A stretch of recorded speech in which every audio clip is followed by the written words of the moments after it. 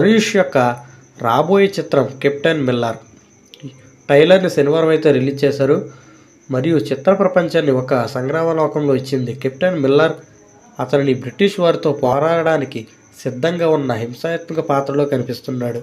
2 నిమిషాల 50 సెకండ్ల ట్రైలర్లో చాలా తుపాకీలు, షాట్లు, కత్తి యుద్ధాలు, కాల్పులు మరియు బాంబు పేలుళ్ళు మనకు కనిపించాయి. సినిమాలో కనిపించే హింసకు సంబంధించిన సూచనలు అందిస్తుంది. ధనుష్ పాత్ర గ్రామాన్ని మరియు దాని గనులను బ్రిటిష్ వారి వ్యతిరేకంగా రక్షించే విధంగా కనిపిస్తుంది. ట్రైలర్లో చివర్లో అతను బ్రిటిష్ సైన్యంలో పనిచేసే సైనికుడిగా మరియు కెప్టెన్ మిల్లర్ అని పిలువబడతాడని ధనుష్ బ్రిటిష్ సైన్యాన్ని ఎదుర్కొన్నాడు. చూడండి.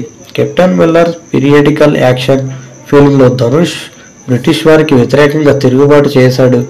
తరుణ్ మరణదేశం చిత్రం జనవరి 12న విడుదల కానుంది. Thank you.